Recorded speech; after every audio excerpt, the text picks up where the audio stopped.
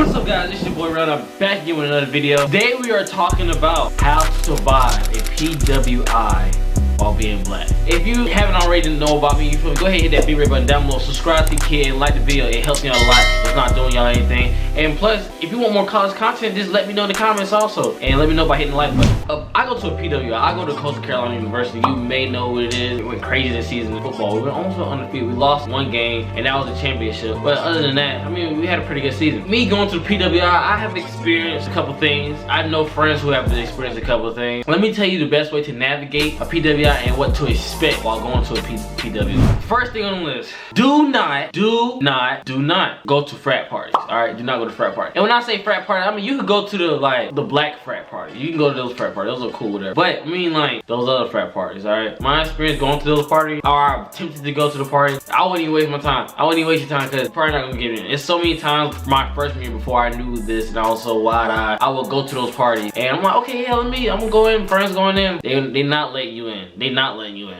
They not letting you in. Even if they say, yeah, bring girls, whatever. I remember me and my friend went one time. It was 2 of us and we brought 5 girls, bro. It's not letting you in, bro. That time, I think I knew a couple people in that frat party, but I mean that frat, but it's like, yeah, they're not letting you in. I don't know why, but they're just not letting you in. You still avoid yourself some time. Just do not go to the frat party, bro. Just do not go. Do not go at all. Alright, tip number 2. Know how to read a room. And what I mean by that is, everybody's not racist, but you might have a few. I go to school in the South, so it's a lot of kids who've been like taught that their whole life. In some classes, they might ask you your political views on certain situations. You should know how to read the room, because while you may say the wrong thing in certain rooms, like you trying to educate people, can actually put a target on your back. Before you even say anything, you know, just be quiet. Read the room, just see how everybody's thinking. Are they gonna understand where I'm coming from, or will they give me the chance to understand where I come from? Because you know, sometimes people just ignorant. They don't care about being educated. That's how they were taught, and that's how it's gonna be, regardless. And those type of people, you just gotta leave those people where they at. There's no use of you risking your safety or just risking your academic progress off somebody who's just ignorant and who doesn't want to be educated, who doesn't want to.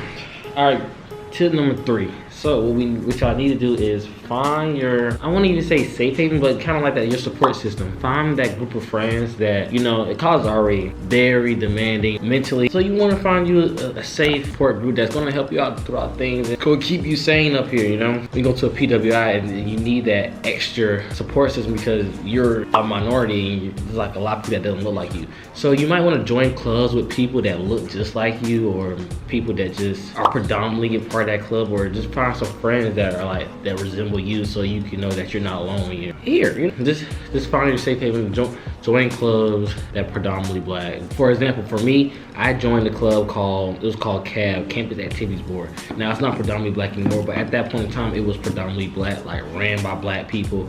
Everybody on E-Board was black except for one person. All the members we call them cabbies were black also. And that was like low-key our little safe haven that, you know, we went there, talked about issues sometimes, while we also planned great events for our campus. It was fun, man. We heard music that, our type of music. Just find you a group or a club or just a friend group that y'all can have these type of talks with, you know, just how to survive this PW. Tip number 4, do your research on college racial history. Your college racial history. Like, go look up and see if there's any racial incidents, and do you think that you can, you know, stand those racial incidents, if you understand what I'm saying. Like, for example, if you look up college racial history and you type in the name of your college on Google, you type in racism, whatever, see what it's talking about. See like if there's a pattern or anything. See if things maybe still happening. Look on Twitter, type it in on Twitter if current students are talking about it, because these are things that you need to be aware of while you're going to, while you're thinking about going to a college, or just maybe you're going to that college and you're starting in nipping in the butt, and you just trying to figure out how to maneuver around that college. Make sure you know you do your research on what that college is about, and if it hasn't had a racial past, like when this first was founded, was it found on racial like ideas and stuff like that? You need to know this. You need to know this, because if you go in there blind, when certain things are starting to happen, you're gonna be like, hey, it shouldn't be like this. Why it's like this? Well, you should do research, because you don't know that college is like that. That's their history. So that's why it's still like that today a little bit, you know. So make sure Tip number 4, do your research before you go to a college, or if you're attending that college, do your racial research. Also, tip number 5, do your research on the off-campus living at these colleges, because like me, my apartment complex is off campus. They just had a racial situation that just happened, like I'll say 2 weeks ago. Someone in their office posted that they only wanted white tenants and they wanted a perfect community. That stuff like that happened, and a lot of people can't get out their leases, even though they're trying. A lot of people can't get out their leases. I don't know, it's like a rumor that Coastal is trying to help people or supplement people to help them pay out their lease so they can leave, but I don't know if that's true or not. However, do your research on the types of community around your college also, just so you know if this is something that you think you can navigate through. It's rough out here, you know? You just gotta know how. Tip number 6. Now, this is a tip that actually I've recently found out a lot of people do it. I did not know people did this. Code switching. Y'all know what that is? If you don't know what code switching is the ability to change how your voice sounds or change how you pronunciate your words so you can be more appealing and you don't look at so big of a threat to the majority, I guess. For example, code switching is like, you know how you get on the phone for a job interview, or a job calls you, or maybe a college calls you. You know, you just talk different. You just talk different. For example, I'll be like, my name's Terrell. I go to Coastal Carolina University. You know what I'm saying? My major is exercise sports science. I love to play basketball. I love to record YouTube videos. You switch it up your voice so it sounds more appealing. They don't think that you, by using your AAVE, they may think that you're uneducated, or they might think that you're not mentally knowledgeable about the stuff they're talking about. When really you are. That is just how we talk to each other. You know, just black people, that's how we talk to each other. So you have to code switch. You have to code switch and give them a tone of voice that they can identify with, so you can progress and you can get along your path to greatness as an African American student, or just an African student at a PWI. Tip number 7. Tip number 7. No, this goes along with code switching. Know when to play your cards. Know when to play your cards. This goes along also with how to read a room. You have to know when to speak and when not to speak, because certain situations you shouldn't speak on, because number 1, it's not concerning you. Number 2, you don't want to put yourself in a worse situation by not knowing how to play your cards. You have to know when to use your blackness, your melanin, as an advantage rather than a disadvantage. Number 1, I would say like scholarships. Guys, let's be honest. Some of these people have like quotas or whatever, so you can apply for things that are marketed towards you, and you can be the change for certain things, because they have to have a minority, a number of people are a minority, just so they don't seem racist. Situations like that, you know, you can use your blackness as a way to advance you in your academic progression. Tip number 8, how to deal with the racism. When you go to a PWI, you're definitely going to see racism. You're definitely going to, I'm not gonna say you may experience it, you might experience it. Have I ever experienced it? If I have experienced racism, it's on the lowest key. It's on the very lowest key.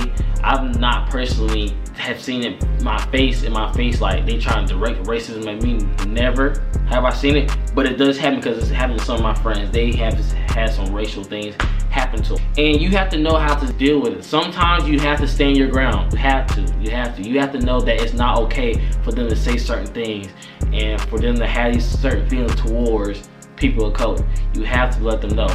Other situations, it's gonna be hard, but you really can't do nothing. It sounds terrible, but you can't do nothing, because if you react in certain situations and it's gonna set you back, because you know how it go. If they disrespect you, it's okay, and if you act according to the disrespect, it's your fault, right? It's your fault, right? In certain situations, you have to turn the other shoulder, bro. You have to turn the other shoulder.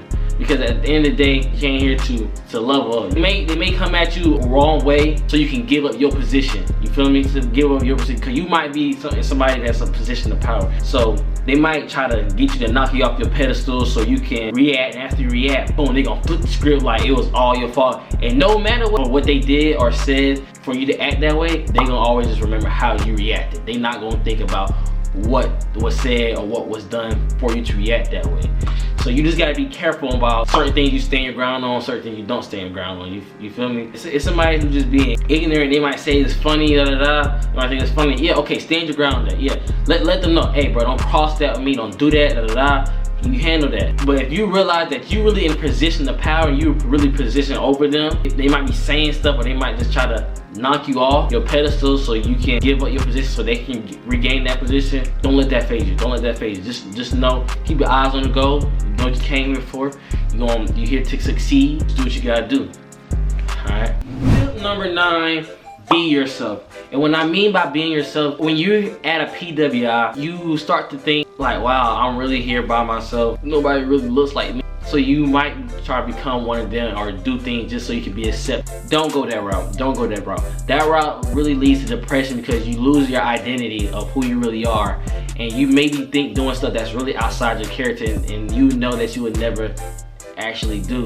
And that can get you in some really big trouble because you know it's certain things that they can do that we can't do. So just be mindful of all that. In every situation, just do what you do, man. Don't do more, don't do less, do you. Because, I mean, you might feel alone, but you're really not alone because there's other people on camp that's probably feeling the same way you're feeling. Don't let them think that how you react in a certain situation or how you're going about certain situations, that's wrong. And if they do think that's wrong and they do things like, I don't see how to act like that, educate them. But you have to understand sometimes that even when you try to educate somebody, if they never go through or they've never been where you've been, they would never understand. And that's what a lot of things in life, you gotta understand that certain people aren't from the same background, therefore they would never understand where certain people come from. So just be yourself, be yourself. Last tip number 10, it's okay with going the extra mile. It's okay, you're gonna have to go the extra mile. College is the middle ground between the real world and you still being supported by your parents. So it teaches you a lot about life. As a person of color, you know some of the systems is based against you. Like, you're not supposed to win. So you have to go the extra mile. You have to do a little bit more. By you doing a little bit more, when you actually overcome all these steps and you get put on that pedestal and they celebrate you for being so great at what you do, it's because you always went the extra mile. You have to go the extra mile to be accepted, to be looked in a certain light as others. Just become okay with that now. Just become okay with that now because that's something you're gonna have to be doing for the rest of your life. You're gonna have to work harder than your counterpart. Be okay with doing that. If you're okay with doing that, you're gonna be fine. I promise you, you're gonna be fine. If you want me to do another video on this, just let me know. Make sure you say more tips in the comment section below. Like and subscribe. Peace.